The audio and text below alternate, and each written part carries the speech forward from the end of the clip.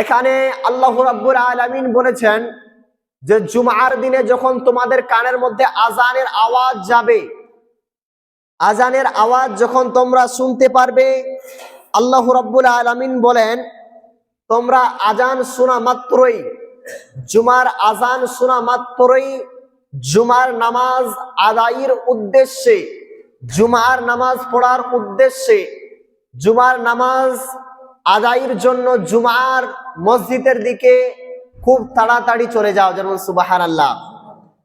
অর্থাৎ সরাসরি আল্লাহর হুকুম। আল্লাহ রাব্বুল আলামিন সমস্ত বান্দা মুমিনদেরকে বললেন তোমাদের কানে যখন জুমার নামাজ আজান দেওয়া হবে তখন তোমরা অন্য কাজে ব্যস্ত থাকিও না, তোমরা জুমার নামাজের উদ্দেশ্যের জন্য জুমার নামাজের দিকে আসো। আল্লাহ রাব্বুল আলামিন বলেন ফাসআউ ইলা যিকরিল্লাহি ওয়া যারুল বাঈ, সেই সময় বাঈ কথার শব্দ আপনার কোরআন পাকের মধ্যে এসে এটা হলো বিজনেস করা, ব্যবসা করা। অর্থাৎ আল্লাহ রাব্বুল আলামিন জুমার সময়, জুমার নামাজের সময় কোনো ব্যবসা, কোনো দুনিয়াবি কাজ, কোনো যে কোনো আপনার মাঠে ঘাটে বাড়ির সমস্ত কাজ, এগুলা কাজকে ত্যাগ করে, এগুলা কাজকে বাদ দিয়ে আল্লাহ রাব্বুল আলামিন বলেছেন তোমরা জুমার নামাজের দিকে চলে আসো, যেমন সুবহানাল্লাহ। এবার আল্লাহর হুকুম হলো যে জুমার নামাজের সময় অন্য কোনো কাজ করা যাবে না, একমাত্র একটাই কাজ করা যাবে, হলো সেটা জুমার নামাজ। তাহলে জুমার নামাজের সময় যদি কেউ দোকানদারি করে, কেউ যদি ব্যবসা করে, তাহলে এটা আল্লাহর হুকুমকে সে অমান্য করলো। কারণ আল্লাহ রাব্বুল আলামিন বলেছে জুমার নামাজের সময় কোনো বিজনেস, কোনো ব্যবসা, কোনো ইত্যাদি দুনিয়ার কাম করা যাবে না।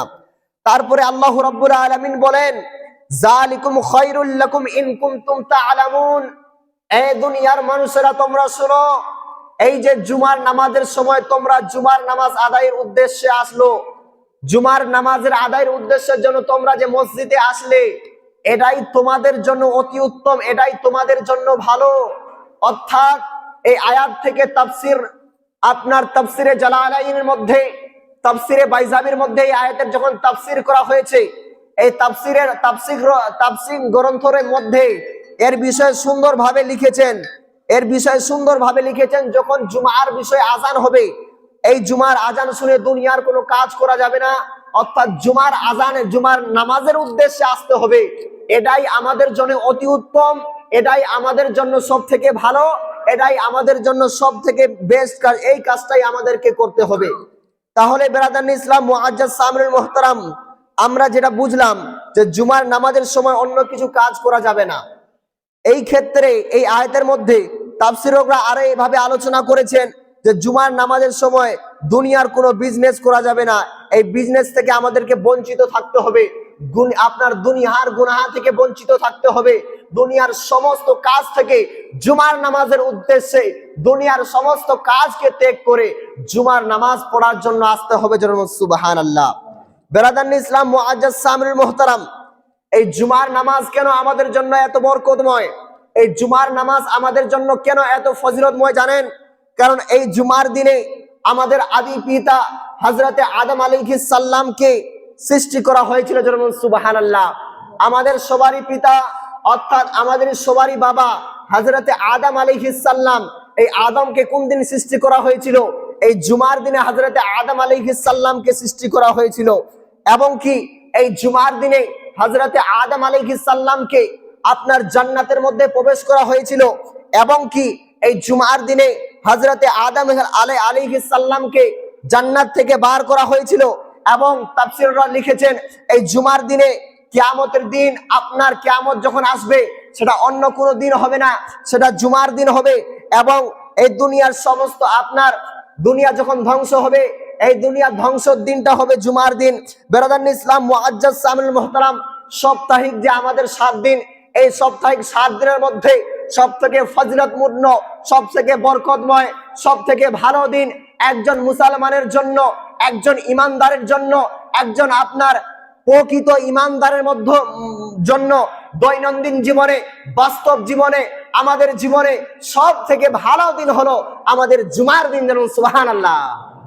এই জন্য দুনিয়ার যদি কোনো আপনার ভালো কাজ করতে হয়, দুনিয়ার যদি জীবনে কোনোদিন আপনার যে কোনো বাস্তব জীবনে যদি আপনার কোনো ভালো কাজ করতে হয়, তো একজন মুসলমানের জন্য হলো জুমার দিনকে চয়েস করা, একজন মুসলমানের জন্য হলো জুমার দিনকে ভালোবাসা, একজন মুসলমানের জন্য হলো জুমার দিনকে আপনার দিনের নিজের জীবনের যে কোনো ভালো কাজ সেই জুমার দিনে স্টার্ট করা।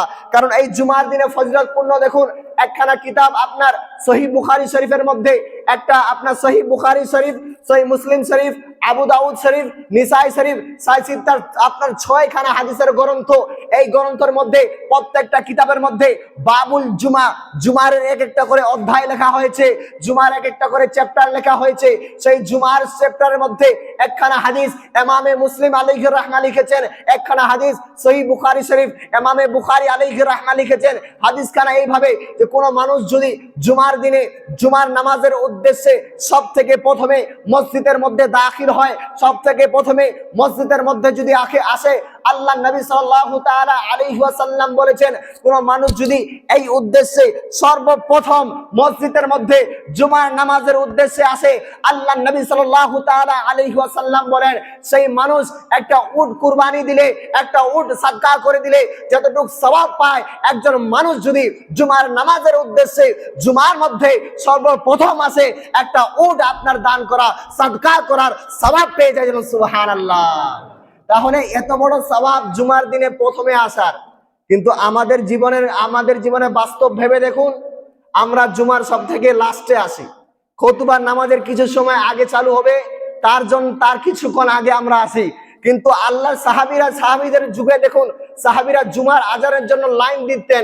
সাহাবীরা জুমার আজানের উদ্দেশ্যের মধ্যে কেউ ফজর থেকে অপেক্ষা করতেন যে আজকে জুমার দিন, আমি একখানা উট কুরবানি করার সওয়াব নিব। কিন্তু সাহাবীদের জীবনী দেখুন আর আমাদের জীবনী দেখুন, আসমান জমিন তফাৎ। সাহাবীরা নবীর মুহাব্বতে জুমার নামাজের উদ্দেশ্যে আপনার জুমার নামাজ পড়ার জন্য ফজর থেকে অপেক্ষা করতেন, আর আমরা আজান শুনলেও বাড়ির কাজ করে জুমার নামাজ পড়তে আসি না। তাহলে সাহাবীর আর আমাদের মধ্যে তফাৎ কতটুকু? সাহাবীরা জুমার আজান শুনে তাড়াতাড়ি জুমাতে আসতেন, কেউ ফজরের পর অপেক্ষা করতেন। অন্য সাহাবীরা বললো যে তোমরা ফজরের পর জুমা থেকে মসজিদে কেন বসে আছো?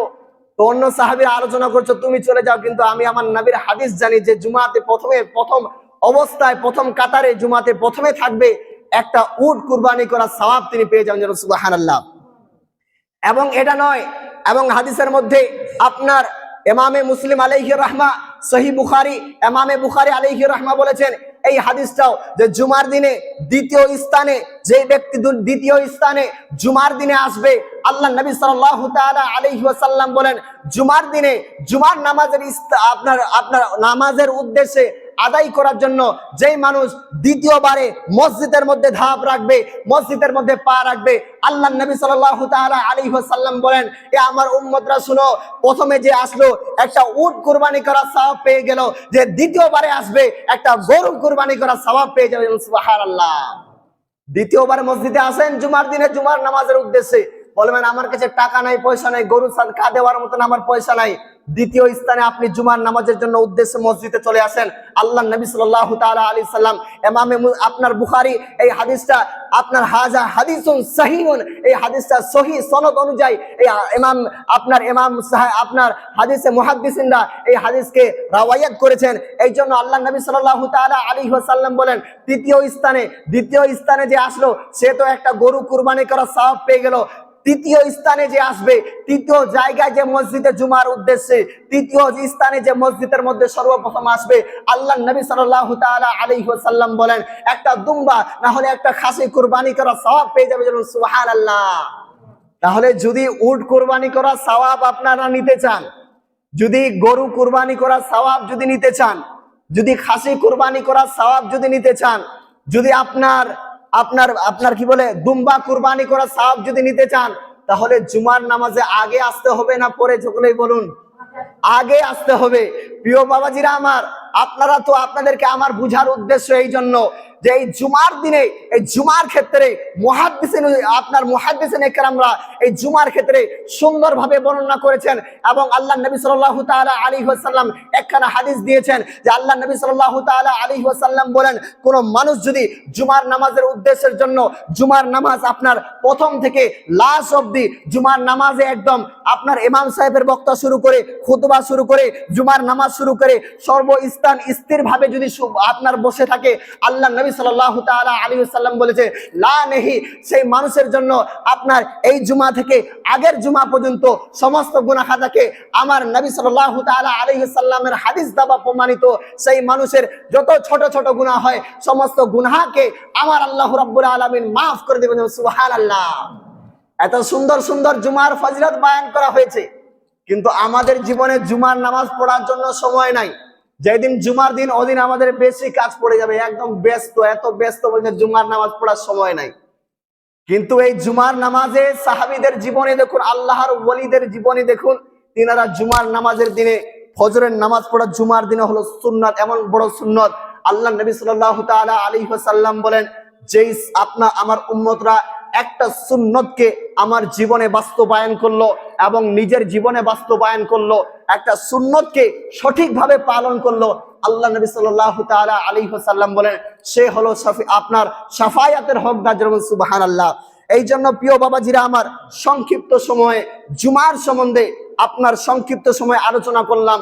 এটার উদ্দেশ্য হলো যে জুমার আপনার উদ্দেশ্যের জন্য পবিত্র কোরআনে প্রথমেতে আল্লাহ রাব্বুল আলামিন একটা সূরাতুল জুমা নামে একটা আপনার সূরা লিখে দিয়েছে। যদি পবিত্র কোরআন পড়তে জানেন তাহলে পবিত্র কোরআন পাকের মধ্যে সূরাতুল জুমা খুলে দেখুন। জুমার উদ্দেশ্যে, জুমার নামাজের আপনার বিষয়ে আল্লাহ রাব্বুল আলামিন কত সুন্দর মানুষকে বাণী শুনিয়েছেন। এই জন্য আল্লাহ প্রথমত জুমার ক্ষেত্রে, জুমার নামাজের মধ্যে ব্যবসা বাণিজ্য, টাকা পয়সা ইনকাম যতই হোক না, আমার জুমার নামাজ আগে, টাকা পরে টাকা দুনিয়াতে থাকবে, জুমার নামাজ কবরে হাসরে কিয়ামত অবধি থাকবে। যেমন সুবহানাল্লাহ। এই জন্য বেরাদান ইসলাম মুআজ্জাজ সাহেব মুহতারাম, আমি আপনাদেরকে অনুরোধ করলাম, এরপরে আপনাদের গ্রামে তো আরো উন্নতি সিস্টেম, যে 11:30টার সময় আপনাদেরকে মাইকে অ্যালাউন্স করে দেওয়া হয় যে জুমার দিন আজকে। আমাদের দিকে এটা অ্যানাউন্সমেন্ট হয় না। আমাদের দিকে জুমার আজান হলো মানে মসজিদ ফুল হয়ে গেল। আপনাদের দিকে 11:30টার পরে অ্যানাউন্সমেন্ট করে দেওয়া হয় যে আজকে জুমার দিন, ফজিলত দিন, কিন্তু তারপরেও আপনারা জুমার আজানের পরে অনেকক্ষণ পরে আসবেন। এটা হলো আমাদের একটা ইসলামিক দিক দিয়ে একটা খারাপ দিক।